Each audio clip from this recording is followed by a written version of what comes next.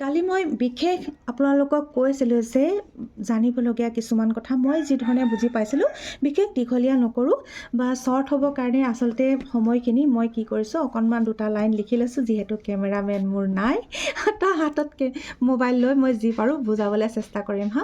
এতিয়া চাওক চেণ্টেন্স দেখাত যিমান সহজ তো বহুখিনি আচলতে বুজিব লগা থাকে ন। It is a subject plus verb combination. এই লাইনটোতে কি বুজিব পাৰিম আমি এটা চেণ্টেন্স মানে আচলতে কি থাকিব লাগিব verb plus subject plus verb combination দুটাৰ কম্বিনেশ্যন হ'ব লাগিব মানে থাকিব লাগিব মাষ্ট বি থাকিব লাগিব তেতিয়াহে গৈ পেলাই কি হ'ব এটা চেণ্টেন্স হ'ব। এইটোৱে বুজি থওক। তাৰপিছত কৈছে it always gives meaningful change. তেতিয়াহ'লে এটা চেণ্টেন্স হ'বৰ কাৰণে 100% কি লাগিব এটা মিনিংফুল চেঞ্চ থাকিব লাগিব মানে সম্পূৰ্ণ অৰ্থ প্ৰকাশ কৰিব লাগিব। এইটোতো অলপ বুজি পালা চাগে নহয়নে। এতিয়া চোৱা এক্সাম্পল দিয়া হৈছে I will meet you at office or at home. মই তোমাক ক'ত লগ পাম যে অফিচ নহ'লে বা ঘৰত তোমাক মই লগ পাম এনেকুৱা বুলি কৈছে ন। ইফালে কেপিটেল লেটাৰ্ছ দিয়া হৈছে আৰু একেবাৰে শেষত ফুল ষ্টপ ব্যৱহাৰ হয় আৰু এটা সম্পূৰ্ণ অৰ্থ প্ৰকাশ কৰিছে নহয়নে। এতিয়া চোৱা ইয়াতে মন কৰিবলগীয়া কি কালি মই কৈছিলোঁ যে এটা চেণ্টেন্সত নহয় কমপ্লিট চেণ্টেন্সত কি থাকে এটা ফ্ৰেজ থাকে আৰু কি থাকে তাত ক্ল'জ থাকে। ক্ল'জ আৰু ফ্ৰেজ লগ লাগি এটা সম্পূৰ্ণ অৰ্থ থকা আমাৰ চেণ্টেন্স পোৱা যায়। এতিয়া তুমি ইয়াত কেনেকৈ চিন্তা কৰি পাবা যে ইয়াত কোনডোখৰ ক্ল'জ কয় কোনডোখৰক ইয়াত ফ্ৰেজ বুলি কয়। এতিয়া চোৱা ক্ল'জ মানে হ'ল এটা চেণ্টেন্সত কোনডোখৰ ক্ল'জ কোনখিনি কোৱা হয় য'ত এটা ছাবজেক্ট থাকে আৰু এটা ভাৰ্ব থাকে। ভাৰ্ব আৰু ছাবজেক্ট মিলি পেলাই এটা কি হৈ যায় ক্ল'জ হ'ব পাৰে কিন্তু অকল এটা ক্ল'জে কেতিয়াও এটা সম্পূৰ্ণ কিন্তু অৰ্থ প্ৰকাশ কৰিব নোৱাৰে আচলতে দেই। এতিয়া চোৱা মই এইখিনি কৰি ল'ব লগা হৈছে হাতত মোবাইল লোৱাৰ কাৰণে আচলতে। তো ইয়াত মই অলপমান আকৌ বুজাই দিওঁ এই লাইনটোতে হা।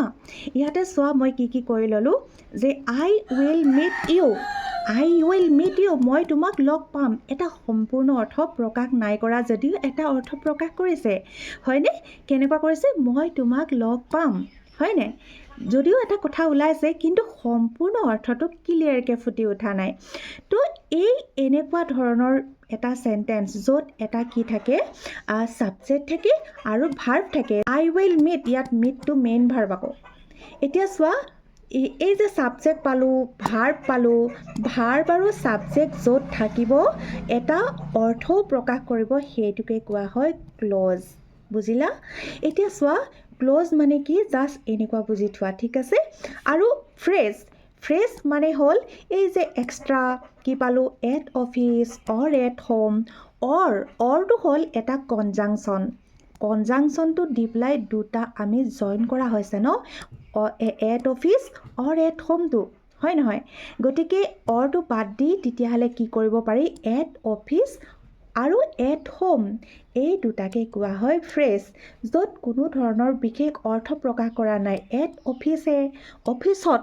অফিচত যদি মই কিবা এটা প্ৰশ্ন কৰোঁ কিবা এটা ওলাবনে জাষ্ট অফিচত মানে কি হ'ব অফিচত মানে যে মই তোমাক অফিচত লগ পাম এই লাইনটো ইয়াৰ লগত জইন হ'লেহে এটা সম্পূৰ্ণ অৰ্থ প্ৰকাশ কৰিব নহয়নে বাৰু। ঠিক তেনেদৰে ঘৰতো লগ পাব পাৰোঁ জাষ্ট তেনেকুৱা কথা। সেইটোৱে আচলতে ফ্ৰেজটোৱে আচলতে অকণমানো অৰ্থ প্ৰকাশ নকৰে হয়নে। তেতিয়াহ'লে ক্লজৰ লগত লগ খাইহে কি কৰে এটা সম্পূৰ্ণ অৰ্থ প্ৰকাশ কৰা চেণ্টেন্স গঠন কৰে। সেইকাৰণে দিলোঁ phrase plus clause equal to কি চেণ্টেন্স। জাষ্ট বুজি পালা কোনটো কি।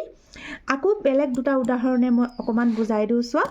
Child is sleeping in the room যে বাচ্চাটো বা অকণমানি মাইনাটো ক'ত শুই আছে যে ৰুমত শুই আছে ন শুই থকা কথাটো কৈছে।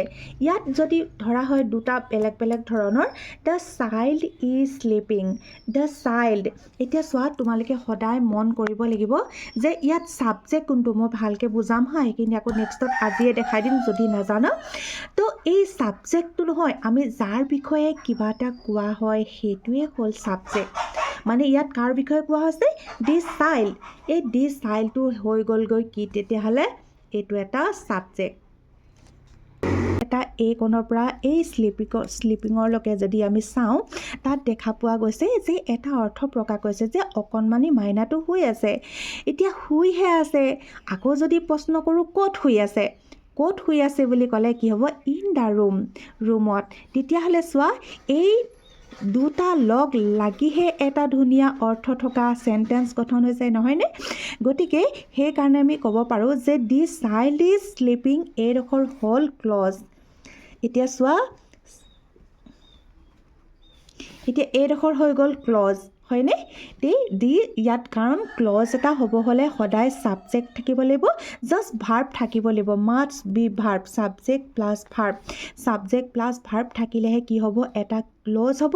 কিন্তু ইন দ্য ৰুম যদি কোৱা হৈছে, ৰুম বুলি কোৱাৰ ক্ষেত্ৰত আমি কি পাইছোঁ? কোনো ধৰণৰ অৰ্থ প্ৰকাশ কৰা নাই, নহয়নে? সেইকাৰণে এইটোকে কোৱা হয় ফ্ৰেছ। তেতিয়াহ'লে এইডোখৰ আকৌ কি বুজি পালোঁ? ফ্ৰেছ, হয়নে?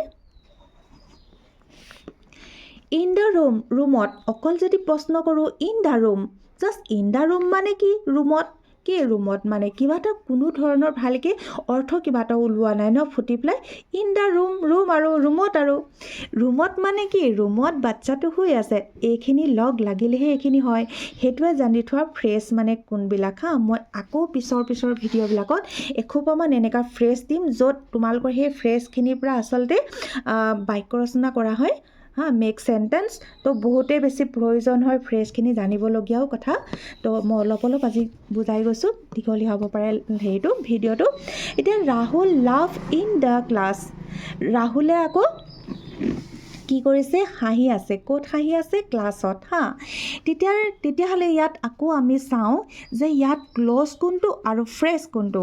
এতিয়া ৰাহুল হ'ল ছাবজেক্ট, মানে ৰাহুল কেলে ছাবজেক্ট হ'ল? কাৰণ ৰাহুলে কথাটো কৈছে, হয়নে? ৰাহুল ছাবজেক্ট। এতিয়া ছাবজেক্টৰ লগত এটা ক্লজ হ'বলৈ আকৌ কি লাগিব কৈছে? এটা ছাবজেক্ট লাগিব, হয় নহয়?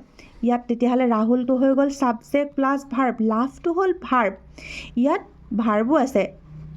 ছাবজেক্ট প্লাছ ভাৰ্ব থকা মানে কি হৈ যায়? এইডোখৰ এটা ক্লজ হৈ গ'ল যে ৰাহুলে হাঁহি আছিল মানে এইটো পাষ্ট টেন্সত কোৱা হৈছে যে কথাটো যেনে হ'লেও ওলাইছে ৰাহুলে হাঁহি আছিল।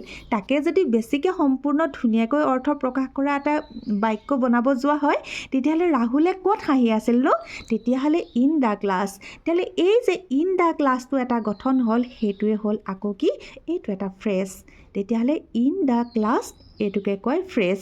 তেতিয়াহ'লে তোমালোকে বুজি পালানে যে ফ্ৰেছ আৰু ক্লজ মানে কি? যে দুটা লগ লাগি কি ধৰণৰ আমাৰ এটা চেণ্টেন্স গঠন হয়, নহয়নে? নেক্সটত মই ভালকৈ আকৌ বুজাই দিম তোমালোকক, ভালকৈ বুজি পোৱাকৈ। ঠিক আছে?